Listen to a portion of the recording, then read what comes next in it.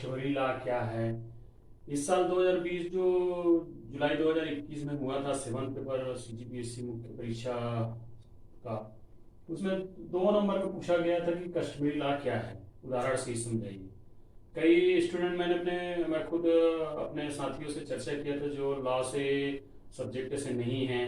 जब मैं क्वेश्चन को उस अटेम्प्ट करने के बाद बाहर निकला तो उनको पता ही नहीं कस्टमरी लॉ क्या है। तो देखिए क्या छोटी सी जानकारी है, इतना हमको लिखना था, 2 नंबर आराम से जांचने वाला देता।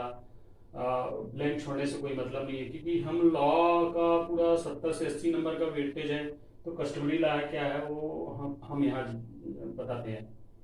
तो जनरली क्या रहता है, देखे होंगे हम लोग हमारे समाजों में जो दीर्घकाल से जो प्रथा कानून या विधि रीति है, जिसके आधार पे वो जो सामाजिक समस्याएं हैं या सामाजिक जो छुआछूत भेदभाव या दहेज से रिलेटेड समस्या है, उसको हम लोग आपस में सुलझा लेते हैं। अब उस रीति विधि को विधिक मान्यता देने के लिए या उस रीति विधि के द्वारा उस सामाजिक कुरीतियों को समाप्त करने या सामाजिक शांति व्यवस्था सुनिश्चित करने के लिए जो उससे आधारित जो कानून बनते हैं, अधिनियम बनते हैं, उन्हीं को हम कस्टमरी लॉ कहते हैं। अब जैसे एग्जांपल है, इस मैंने लिखा है, ढेर सारा होता है लेकिन कुछ सेलेक्टेड लिखा है, कुछ इसमें से हमारे 7th पेपर में भी शामिल है और साथ में रेलवे के कोर्स में भी है। जैसे हिंदू उत्तराधिकारी अधिनियम, हिंदू देखे होंगे वर्गों में हमेशा उत्तराधिकारी या फिर उनकी संपत्ति को लेकर विवाद रहता है कि क्या है, तो उससे रिलेटेड है। दहेज अधिनियम है, हम लोग पूर्व क्लास में पढ़ चुके हैं, घरेलू हिंसा से महिला को संरक्षण अधिनियम 2005 में। सिविल संरक्षण का जो अनुच्छेद 17 में बताया गया है, इससे पहले यह जो है अस्पृश्यता निवारण अधिनियम 1955 था, लेकिन अब इसको 19 नवंबर 1976 को सिविल संरक्षण अधिनियम बताया गया है। विशेष इसमें अनुसूचित जाति के लिए ही प्रावधान गया है, छुआछूत भेदभाव या उनको अन्य चीजों में उपकर प्राप्त करने के लिए रोका जाता है। टोनी अधिनियम हम लोग आगे पढ़ेंगे, अनुसूचित जनजाति भी पढ़ेंगे हम लोग। इसमें एसटी एससी के लिए जो छुआछूत अत्याचार उनके ऊपर जो होता है उसको समाप्त करने के लिए हुआ है। तो ये हुआ कस्टमरी लॉ, 2 नंबर का आया था। हम लोग चाहे तो मूलतः ऐसे भी लिख सकते हैं कि प्रथा रूढ़ी पे आधारित जो नियम कानून या जो लंबे समय से समाज में समाज की शांति व्यवस्था या समाज की एकता को बनाए रखने के लिए लागू किया जाता है, उसको एक विधिक मान्यता दिया जाता है। तो उससे विधिक मान्यता से क्या है, उसकी कड़ाई से पालन होता है, लोग उनको मानते हैं। तो वही लिखना था, तो ये हो गया। अब हम लोग आगे चलते हैं, हमारे जो आज का डिस्कशन का सब्जेक्ट है टोनही प्रताड़ना। तो आज हम लोग टोनही प्रताड़ना निवारण अधिनियम 2005 को देखेंगे। इसको मूलतः 30 सितंबर 2005 को छत्तीसगढ़ विधानसभा में पारित किया गया था और 30 सितंबर 2005 को राजपत्र में प्रकाशित किया गया था। ये 16 धारा के साथ प्रवृत्त है। अब देखिए इस अधिनियम को लाने के पीछे क्या है, हमने इससे पहले देखेंगे कि कस्टमरी लॉ क्या है और उन्हीं के तहत क्या है, सामाजिक जो महिलाओं का उत्पीड़न समाज स्तर में देखेंगे, गांव देहातों में कि ये टोली है, ये बांझ है, उल्टा है, खा जाएगी किसी बच्चे को, या ऐसे छोटी मोटी जो प्रताड़ना है, आरोप है, हम लोग देखेंगे सामाजिक जीवन में। तो उससे क्या महिलाओं से रिलेटेड जो घरेलू हिंसा या समाज में जो उनकी शारीरिक मानसिक जो प्रताड़ना है वह बढ़ जा रहा था। तो उसको रोकने के लिए हम लोग क्या किया, इसको ये जो प्रताड़ना करने के लिए निवारण अधिनियम लाए, तो उसी के तहत इसको छत्तीसगढ़ टोनी प्रताड़ना निवारण अधिनियम 2005 कहते हैं। यह 16 धारा के साथ प्रयुक्त है। तो हम लोग बारी बारी से देखेंगे कि इन धाराओं में क्या है। तो जैसे आपको सभी पता होगा, बार एक्ट पढ़े होंगे, तो धारा 1 में उनकी विस्तार, संक्षिप्त नाम और अन्य जो प्रावधान है उसको दिया जाता है। तो चूंकि राज्य का या निर्मित कानून है तो राज्य के सीमा क्षेत्र में लागू होगा, जितने छत्तीसगढ़ के सीमा क्षेत्र हैं। तो देखते हैं हम लोग की धारा 2 में क्या है। अब देखिए ये 4 नंबर का भी पूछा गया था 2020 में, जो 7वां पेपर हुआ मेंस का, तो कि टोनही को बताइए करके। तो आपको टोनही का परिभाषा और उससे संबंधित अपराध को बताना था। तो चलिए चलते हैं हम लोग भी टोनही होता है क्या है। तो जैसे इस धारा के 2 में बताया गया कि टोनही वह होता है जो क्या करती है, जादू, काला जादू, टोटका या तंत्र मंत्र या फिर अन्य जो वैदिक कार्य है, या देखे होंगे बलि कर देते हैं किसी का, और अपशगुन जैसे कोई कृत्य किया जाता है, तो उससे क्या उनका मोटो क्या है, क्या उनका उद्देश्य है करने का? तो वही है, आपके जंगम स्थावर संपत्ति, भूमि, जल, पादप, पशु, मानव, जितने भी आपकी रिलेटेड चीज है उसको क्या करेगा, वो क्षतिकर करेगा, हानि पहुंचाएगी या संकटापन करेगा। इससे आपको क्या होगा, आर्थिक, सामाजिक और शारीरिक और जो मानसिक जो सुखाधिकार है उससे आप बाधित हो जाएंगे, परेशान हो जाएंगे कि कैसे किया जाए, क्या किया जाए। तो ये तो हो गया टोनही। अब देखिए, टोनही के जो कृत्य को समाप्त करने के लिए देखेंगे गांव देहातों में या फिर अन्य जगह देखे होंगे, तांत्रिक रहते हैं, झाड़ फूंक करने वाले रहते हैं, उसको ओझा कहते हैं। तो जनरली ओझा क्या करता है, निवारण करता है, दावा करता है, ऐसा है कि नहीं वो प्रूफ तो है नहीं चीजें जो है, लेकिन जो लॉ में लिखा हुआ है तो हम लोग स्टडी के दौरान इस चीज को डिस्कस करेंगे।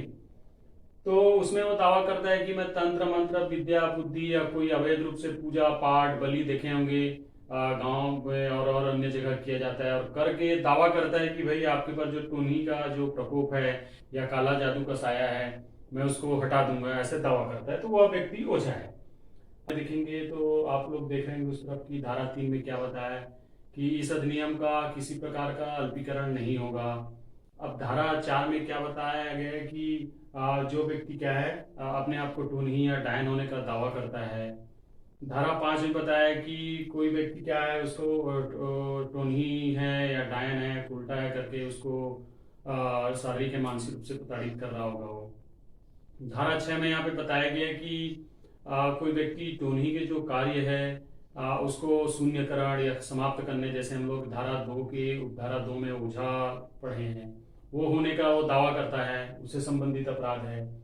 धारा 7 में क्या है, वो अपने आप को क्या है टोनही होने का दावा करता है, टोनही होने का दावा करेगा कि भाई मैं अमुक व्यक्ति के जंगम में स्थावर संपत्ति को अपने काला जादू वगैरह से समाप्त कर दूंगा, या उसको शारीरिक मानसिक आर्थिक रूप से जो उसका सुखाधिकार है उसको समाप्त कर दूंगा। तो उससे रिलेटेड अपराध का उल्लेख किया गया। धारा 8 में 6 या 7 में जो अपराध दिया गया है, चाहे तो ओझा होने का दावा या टोनी होने का दावा, उसमें वो अभ्यासगत रहता है, तो उससे रिलेटेड जो अपराध है उसका उसमें डिटेल बताया गया है। अब धारा 9 में क्या है, इसमें जो अपराध है जो आप वाद लाएंगे कि आपके खिलाफ कुछ टोनी को कहा गया या कोई टोनी होने का दावा करता है, तो धारा 9 में सिर्फ प्रथम श्रेणी न्यायाधीश के उसमें आप बताएंगे। अब उसको बताया भी गया है, आगे जो है धारा 14 में वर्जन दिया गया कि आप इस बात को सिविल न्यायालय में नहीं ला सकते। अब आगे 10 में बताया कि इसकी अपराध जो है प्रकृति कैसे रहेगी, संज्ञेय रहेगी, स्वतः संज्ञेय रहेगा, स्वमोटो रहेगा, कि कहीं मीडिया या पत्र या सामाजिक कुछ ऐसा सुनाई देता है कि अमुक व्यक्ति को टोनही समझ के मारा पीटा गया है या घर से निकाल दिया गया है, तो उस संबंध में न्यायालय या पुलिस भी स्वतः संज्ञान ले सकता है। लेकिन ये जो इसमें लगने वाले अपराध और धाराएं कठोर कारावास है, साथ में गैर जमानती है, जमानत नहीं मिलेगी आपको उस दशा में यदि अपराध सिद्ध हो गया तो। अब धारा 11 में बताया गया कि इस अधिनियम में जो धारा का जो अपराध है, तो उसमें देखिए क्या है, सीआरपीसी का 360 हम लोग पढ़े हैं या अपराधी परिक्षेद 1958 में, तो उसमें क्या छूट है, उसमें यही है कि जो किशोर न्याय है, जो अधिनियम 2015 के तहत जो 15 या 18 साल से जो छोटे हैं अबोध बालक, उनके ऊपर वो लागू नहीं होगा। ये दंड जो है, ये जो आपको दंड दिख रहा है, उसको सिर्फ सीआरपीसी 360 के तहत भर्त्सना या सद्भावना पूर्वक उसको चेतावनी देके रिहा किया जाएगा, ये प्रावधान बताया गया। धारा 12 में मुआवजे की राशि तय करेगी न्यायिक मजिस्ट्रेट। जैसे किसी को आपने टोनही कह के उसको शारीरिक मानसिक रूप से प्रताड़ित किया, जैसे धारा आगे में बताया गया आपको 5 में, तो और ये कोई ओझा अपने आप को दावा कर रहा है, आपका काम नहीं है, उसको आप मारपीट कर रहे हो, तो वह क्या होगा, और टोटली जो है धारा उसमें उसको मुआवजे क्या है, कितनी उसकी शारीरिक आर्थिक क्षति हुई, या टोनही कोई कृत्य क्या पाया जा गया है, और वादी का शारीरिक मानसिक जंगम स्थावर या पशु या पादप या वह स्वयं की हानि हुई है, उस संबंध में मुआवजे का राशि मजिस्ट्रेट तय करेगा यहाँ पे। धारा 13 में बताया गया कि मुआवजे की राशि क्या होगी, उसको प्रतिकर देना अनिवार्य ही होगा, अदरवाइज फिर जो भी सिविल जो राजस्व है उससे कुर्की करके या उसकी संपत्ति को राजसात करके उसको देने का ऐसा प्रावधान इसमें बताया गया धारा 13 में। धारा 14 में हमने पूर्व इससे रिलेटेड है, तो ये क्या है, सिविल न्यायालय में अब आप नहीं ला सकते, प्रथम श्रेणी जो न्याय मजिस्ट्रेट है उन्हीं के उसमें, या कहीं भी सिविल न्यायालय में आप नहीं जा सकते, फिर उसके लिए अलग से काउंटर या न्यायालय का व्यवस्था किया गया है इस अधिनियम में। अब धारा 15 में देख रहे हैं हम लोग, सद्भावना पूर्वक कार्य जो अधिकारी है, जो अधिकारीगण लगे हुए हैं उनसे कुछ त्रुटि हो जाती है, या पुलिस इन्वेस्टिगेशन के दौरान, या फिर जुडिशियल अधिकारी कर्मचारी हैं उनसे, तो ये सब नॉर्मल माना जाएगा। जैसे धारा 12 में धारा 11 में हमने बताया चीजों को। अब धारा 16 समाप्त होता है और उसमें ये उल्लेख है कि इस अधिनियम से रिलेटेड जितने भी नियम कानून या प्रावधान यदि राज्य सरकार को लगता है बनाने का, तो बनाने की उनकी शक्ति है। अब देखिए, मैंने वहां पे ये चीजों को, अपराध के विवरण को बस आपको बताया है, लेकिन यहाँ पे अपराध की क्या क्या सजा है, कितने वर्ष की सजा है और जुर्माना आपको दिख रहा होगा। तो धारा 4 में जहाँ पे क्या है, टोनी या डायन कोई कहता है किसी को, तो उसके लिए यहाँ पे 3 साल का सजा बताया गया है। धारा 5 में कोई बोलता है कि उसको टोनी है या मानसिक शारीरिक रूप से प्रताड़ित करे तो 5 वर्ष की सजा है। धारा 6 में कोई ओझा होने का दावा करता है, उसके लिए भी 5 वर्ष का सजा है। कोई टोनी होने का दावा कर रहा है, उसके लिए सजा होगी और जुर्माना की राशि होगी। लेकिन अब अभ्यासगत रहेगा, जैसे धारा 8 में बताया, तो उसके लिए 1 वर्ष का है। तो ये छोटा सा टॉपिक है, तो अभी तक तो पूछा नहीं गया था, लेकिन ये छत्तीसगढ़ के कल्याणकारी और जो समाज की नियंत्रण इकाई, या जैसे समाज की नियंत्रण में राज्य की भी भूमिका होती है, कि ये कानून की भूमिका, राज्य की भूमिका, शिक्षा और धर्म की भूमिका तो होती है। तो कानून की भूमिका के तहत राज्य सरकार ने ये सब अनिवार्य लाया। इससे हद तक कुछ सामाजिक जो कुरीतियां हैं या समाज में महिलाओं का जो उत्पीड़न है, चाहे टोनी कहकर या अन्य शब्द कर देखे होंगे गांव देहातों में, तो उन्हीं का अगर उसको खंभे या कहीं उसमें बीच चौराहा में उसको बांध के मारा जाता है या गांव से निकाला जाता है, तो इस अपराध को रोकने या इस जो सामाजिक कुरीतियां है, जो हमारी जो भेदभाव को या फिर असमानता को समाप्त करता है, तो मूलतः ये छत्तीसगढ़ टोनी प्रताड़ना निवारण अधिनियम 2005 जो है कस्टमरी लॉ है। उससे पहले मैंने आपको बताया भी था कस्टमरी लॉ जो है। तो ये छोटा सा टॉपिक है। तो इस वर्ष 2020 के मेंस में 2 नंबर का कस्टमरी लॉ और 4 नंबर का, ऐसे कुल मिला के 8 से 10 नंबर का रेगुलर पूछा जाता है। तो दोस्तों, ये छूटा हो गया या त्रुटि हो गया तो जरूर अपने कमेंट बॉक्स में राय व्यक्त करिएगा। तब तक लिए थैंक यू।